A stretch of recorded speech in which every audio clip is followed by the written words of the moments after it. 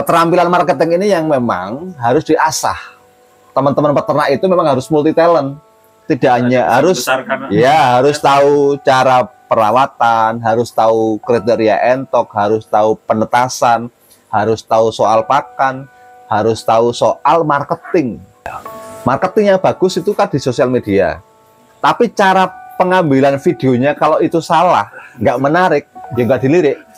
Ya, jadi itu memang untuk menjadi pengusaha meskipun kelas tradisional ya desa, tapi itu harus mulai di kemampuan peternak itu tidak hanya soal perawatan, gitu loh maksud saya. Harus multi talent, mengasah diri untuk bisa kemudian mengasah kemampuan bagaimana sih cara menjual. Kita juga bisa produksi tapi nggak bisa jual, itu kan itu berat.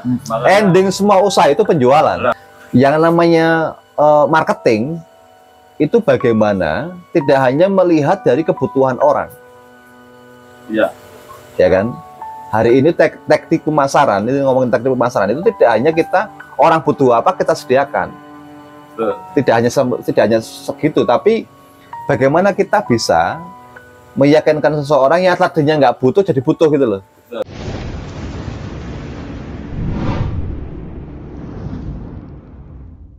Nah, ini kita sudah break ngopi. Kita kebetulan Mas Wi sudah gabung. Kita mau tanya-tanya di sejarahnya di Dava Farm ini. Dulu saya tahu bahwa memang kepinginnya mau mencetak entok yang kelas penghobi ya, yang harganya bisa besar. Akhirnya di tengah jalan sempat kemudian mau memproduksi, menjual indukan. Akhirnya tertarik untuk breeding, menjual anakan. Tapi alhasil untuk harga anakannya ini, itu gimana Mas Bang Rinto? Ini kan sama nih kasusnya, ketika mau mengembangkan yang hobi, cuman belum punya bendera lah, katanya masih awal, kemudian kesulitan untuk menjual. Akhirnya jatuhnya kepada gitu. Ya tadi itu yang saya sampaikan, kalau peternak pemula itu langsung mainnya di kelas hobi, memang beli bibitnya mahal ya, bibitnya mahal. Apalagi beli anakan masih kecil-kecil tuh, seminggu atau sebulan ya.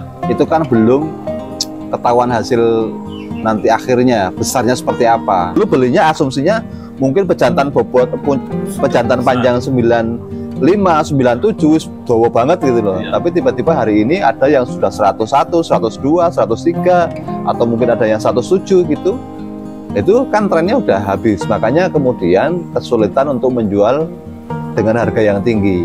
Kaitannya sama tren ya? Iya, kalau hobi kan memang tren ya. Yang dinamakan hobi itu pasti ada pasang surutnya, trennya loh ya. Trennya.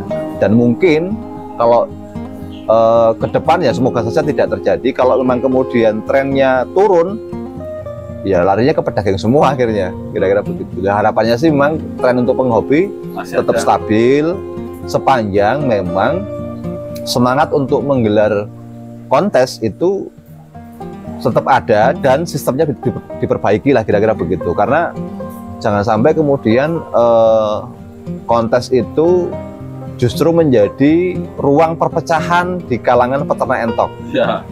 Ada yang kalah kontes kemudian boikot misalkan, ada yang nggak puas dengan penilaian kemudian boikot, akhirnya pecah dan akhirnya mutung dan lain sebagainya. Kan itu sering terjadi di kontes-kontes burung ya, burung ya. Begicau kan kadang pemiliknya merasa udah optimal, tapi Yuri kok menilainya nggak optimal lah, ini protes. Standar penilaian yang baku begitu ya? Iya, harus ada standar baku. Dan saya sepengetahuan saya untuk merumuskan standarisasi coach itu memang melibatkan komunitas peternak entok jumbo. Kan ada rapatnya itu tahunan atau berapa sekali, setahun atau 2 tahun itu di Aspen itu. Nah itu teman-teman tuh harus update ke sana. Menurut saya ini bahasanya kalau dibilang risetnya cukup mahal ke Mas Hasan dan Mas Wi ini. Jadi untuk belajar memang untuk peternak harus begitu, nggak harus kemudian patah arang. Ini artinya ya Pak, buktinya di belakang juga masih bikin pandang lagi, mau permanen. Tidak ada menyerah. Itu saya melihat nilai sisi-sisi positif peternak, khususnya peternak muda ini, karena Mas Hasan juga masih cukup produktif ya di usia yang masih muda, masih berani mencoba bahkan menginvestasikan uangnya untuk, walaupun kemarin sempat beli mahal jual murah, tapi mungkin kedepannya ini akan menjadi yang berharga buat Mas Hasan begitu ya. Iya. Tapi sekarang saya lihat perawatan pakannya juga bagus di sini Om, karena Bagus. pengalaman sih di Mas Hasan untuk ayam-ayam hias juga banyak di sini. Artinya untuk dunia peternakan dia menguasai, cuman yang di Entok itu ternyata punya spesifikasi sendiri ya untuk memelihara. Tidak bisa sama ternyata. Bener nggak sih kayak gitu? Bener Om, beda Entok sama ayam biasa. Beda ya? Beda treatmentnya. Mungkin, tapi kalau kelebihannya apa Om? Entok dibandingkan ayam, treatment pakannya lebih murah mana? Lebih murah Entok. Lebih murah Entok sebetulnya ya. Cuman apa namanya, di penjualannya saja ya Iya. yang terkendala. Itu menurut Bang itu gimana untuk penjualannya? Ya untuk yang kelas Ini masalah apa, pertanyaan klasik nih. Biasanya peternak susahnya itu mau jual produk. Bagaimana itu caranya? ya. Jadi untuk menjual produk itu ini kan kemudian kita harus paham teori marketing ya. Ya, Ya, teori marketing. Nah, pertama yang namanya kita menjual sesuatu itu kita harus mengenal apa yang kita jual, ya kan? Keunggulannya itu apa, entok yang kita jual itu keunggulannya apa? Kalau mau pedaging itu keunggulannya apa nih entok kita dibandingkan entok yang lain, entok orang lain. Nah, kemudian selanjutnya dalam hal konteks apa namanya penjualan, kita memang harus melakukan semacam riset ya, semacam kayak penelitian, ya, cek pasar. Pasar. Sebetulnya di wilayah Kabupaten Purworejo misalkan, itu sebetulnya minat masyarakat untuk beli anakan entok jumbo kelas pedaging itu tinggi atau tidak? dan setiap beda-beda ya. Di Iya, setiap- beda-beda, setiap daerah beda-beda. Itu kalau untuk kelas penjualan lokal. Betul. Kemudian kita telisik lagi kira-kira minat masyarakat untuk membeli anakan entok di Jawa Tengah atau di Pulau Jawa, katakanlah di Pulau Jawa itu tinggi atau tidak.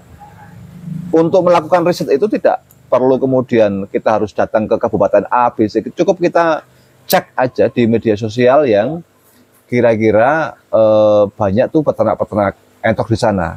Kita bisa tanya, saling komunikasi, kan di Facebook biasanya kan ada nomor kontaknya, bisa dikontak dan lain sebagainya itu. Nah, itu memang untuk bisa menjual produk variannya macam-macam. Pertama kita harus menguasai produk yang akan kita jual, keunggulannya apa? Karena kalau kita tidak mengetahui keunggulan kita, ya repot, kita akan meyakinkan orang untuk beli ke kita, gitu loh. Sama-sama pedagingnya. Sama-sama pedagingnya, ya, sama-sama pedagingnya. Maka kemudian harus ada nilai lebih misalkan. Contoh misalkan, ini kelas pedaging, tapi ini bapaknya dulu terahnya entok yang pernah juara, misalkan begitu. Bisa. Iya. Ah, misalkan begitu. Ini contoh saja kira-kira. Oke. Nah, terus kemudian setelah itu yang namanya marketing itu bagaimana tidak hanya melihat dari kebutuhan orang, Iya. ya kan? Hari ini teknik pemasaran, ini ngomongin teknik pemasaran itu tidak hanya kita orang butuh apa kita sediakan, Betul. tidak hanya segitu, tapi bagaimana kita bisa meyakinkan seseorang yang tadinya nggak butuh jadi butuh gitu loh. Iya. Kalau saya di kandang saya, itu pengalamannya saya spesifikasikan lagi.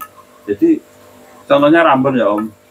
Rambon saya itu saya spesifikkan lagi menjadi silver blue. Padahal rambon itu banyak jenisnya. Makanya segmen itu semakin saya kecilkan, semakin menarik. Nah, menurut pasar maksudku ternyata rambon yang silver blue ini ternyata banyak yang nyari. Selain dibandingkan rambon-rambon yang biasa, karena Blondeng-blondeng gitu. blondeng-blondeng yang maksudnya ke pedaging. Artinya semi hobi sama Yes, maksudnya. hias. Nah, hias. Cuman saya masih jualnya standar rambon, cuman ada nilai lebihnya lah. Itu yang disebut tadi foto-foto pedaging ini ono nilai lebih sedikit lah. Orang itu orang produk banget lah. Ya. Lebih menarik begitu. Mungkin itu ya mensiasati pasar itu ya. Kalau pengalaman saya